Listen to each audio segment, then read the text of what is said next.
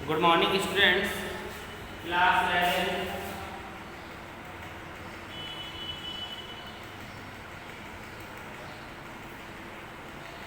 बच्चों हम आपको पढ़ा रहे थे सहवालों का आर्थिक महत्व। सहवालों का आर्थिक महत्व, ठीक है। तो क्या है सहवालों का आर्थिक महत्व? पिछली क्लास में हमने आपको बताया था। तो ये इसके लाभदायक कुछ महत्व होते हैं, जैसे कि हमने आपको बताया था भोजन के रूप में और उद्योगों के रूप में। इसी प्रकार से इसका जो अगला महत्व है वह है खनिज तत्वों के स्रोत के रूप में। तो थर्ड हेडिंग डालेंगे खनिज तत्वों के स्रोत के रूप में। खनिज तत्वों के स्रोत के रूप में, यानी कि खनिज तत्वों के स्रोत के रूप में किस प्रकार से शैवाल हमारे लिए उपयोगी है, ये हम सभी आज जानेंगे। तो लिखेंगे सभी लोग कि शैवालों में अनेक प्रकार के खनिज तत्व पाए जाते हैं। शैवालों में अनेक प्रकार के खनिज तत्व पाए जाते हैं। इनमें मुख्य रूप से भूरे शैवाल,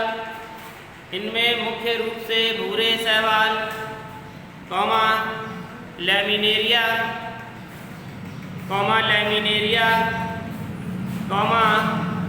फ्यूकस,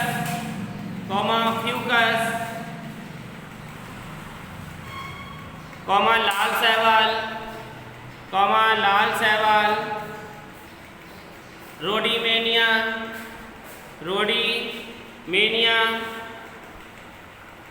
तथा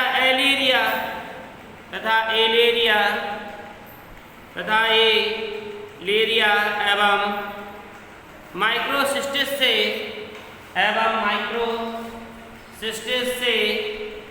सोडा एवं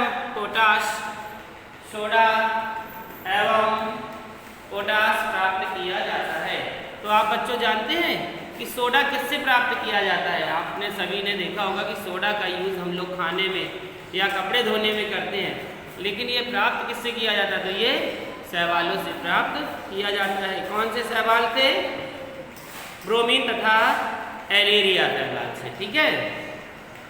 तो ये था आपका खनिज तत्वों के रूप में। अगली हेडिंग डालेंगे औषधि के रूप में।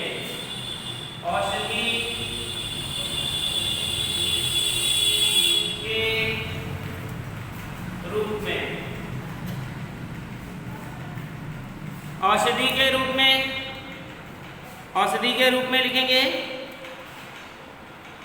क्लोरेला,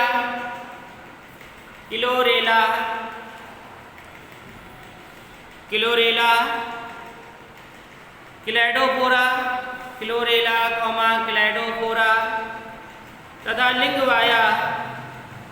तथा लिंगवाया आदि हरे शैवाल एंटीबायोटिक पदार्थों का निर्माण करते हैं। आदि हरे शैवाल एंटीबायोटिक पदार्थों का निर्माण करते हैं। फिर से सुनेंगे क्लोरेला, क्लैडोफोरा तथा लिंगवाया आदि हरे शैवाल एंटीबायोटिक पदार्थों का निर्माण करते हैं, जो विभिन्न प्रकार के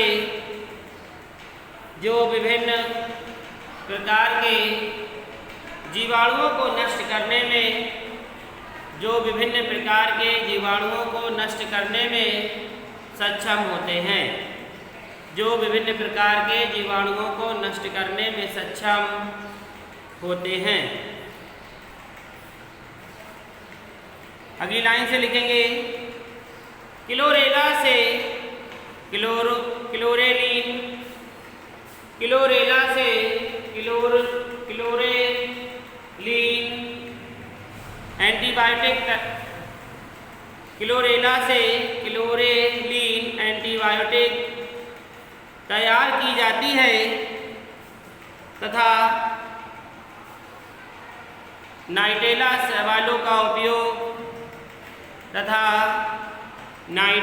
शैवालों का उपयोग मलेरिया की रोकथाम में किया जाता है।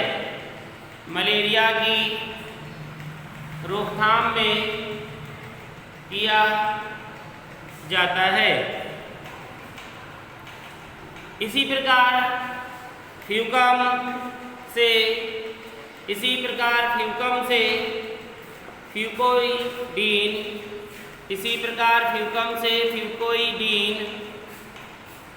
नामक औषधि प्राप्त की जाती है, जो रुधिर का थक्का बनाने में सहायक होती है। तो आप जानते हैं बच्चों कि जब शरीर से रुधिर बाहर निकलने लगता है तो वह जमता नहीं है, तो इसमें किस औषधि का प्रयोग किया जाता है? फ्यूकोइडीन। और ये किससे बनती है? फ्यूकस एल्गी से। आप जानते होंगे ये भी कि जब विटामिन के की कमी हो जाती है तब भी रक्त का थक्का नहीं जमता है। ठीक है बच्चों। अब अगली हेडिंग डालेंगे उर्वरक के रूप में। उर्वरक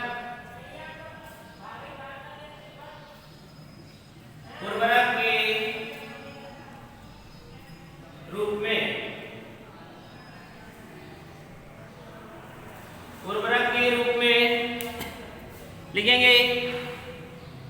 अब देखिए उर्वरक क्या है, यानी कि भूमि में क्या है उर्वरक होती है। जब अच्छी उर्वरक होगी तो क्या होगा? अच्छी पैदावार भी होगी। तो लिखेंगे कुछ शैवाल भूमि की उर्वरता बढ़ाने में भी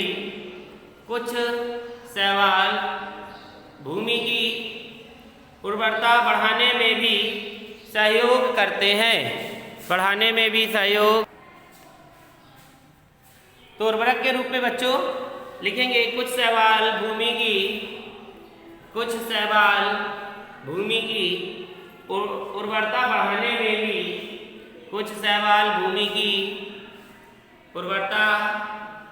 बढ़ाने में भी सहयोग करते हैं। जैसे मिक्सोफाइसी वर्ग के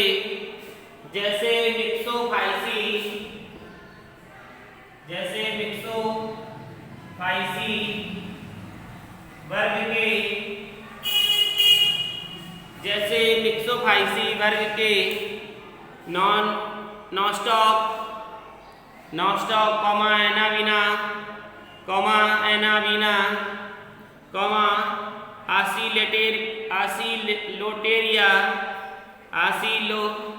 आसिलेटोरिया आदि में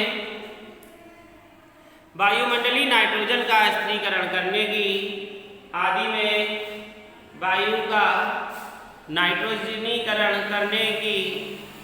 क्षमता होती है, जिससे भूमि की पैदावार में अधिक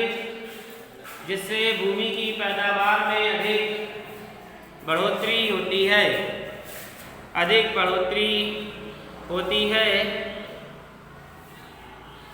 शैवालों का उपयोग खाद के रूप में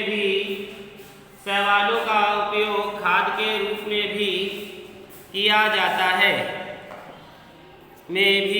जाता है। नंबर 5 अगला डालेंगे बाहित मल के समापन में। बाहित मल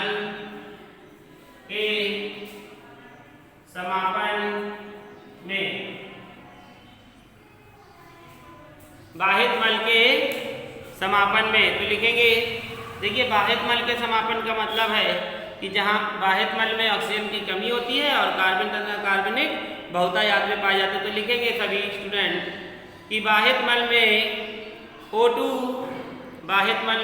की कमी होती है, बाह्य मल में O2 की कमी होती है, लेकिन इसमें कार्बनिक एवं अकार्बनिक पदार्थ बहुतायत में पाए जाते हैं। कार्बनिक एवं अकार्बनिक पदार्थ बहुतायत में पाए जाते हैं। बाह्य मल का ऑक्सीकरण शैवालों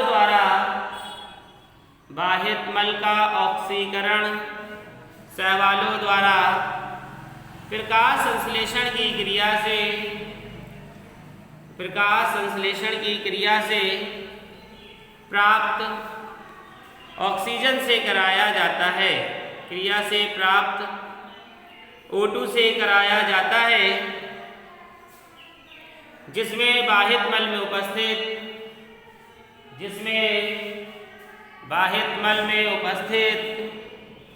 यौगिकों का विघटन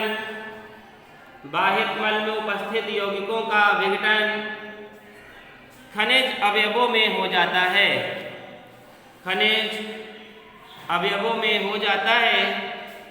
जिसका उपयोग खाद के रूप में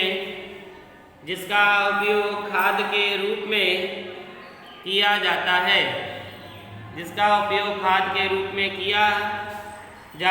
जैसे क्लोरेला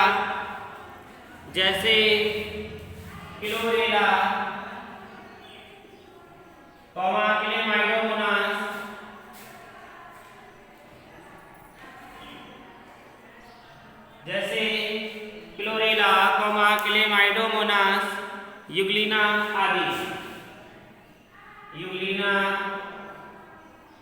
आदि। ठीक है, तो ये थे आपके बाह्य मल के समापन में। और लास्ट है अनुसंधान कार्यों में। अनुसंधान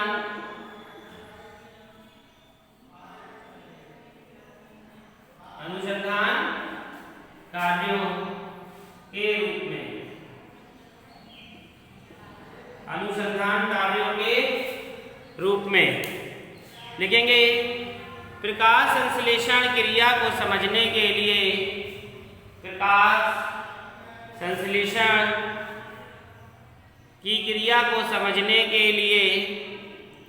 प्रायोगिक पदार्थ के रूप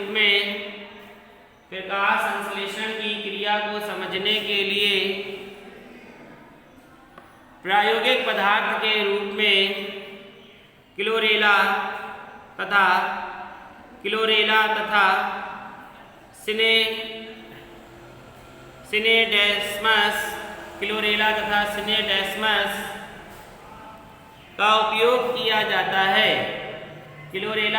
सिनेडेस्मस का उपयोग किया जाता है।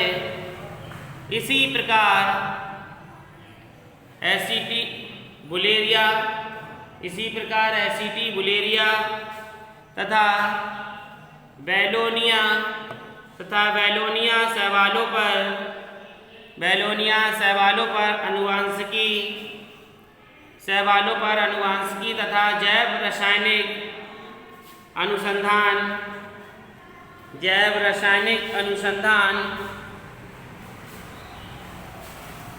कार्य किए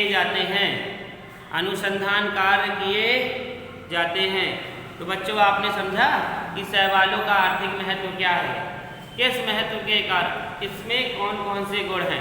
तो आपने समझा कि सबसे पहले तो ये भोजन के रूप में प्रयोग होता है।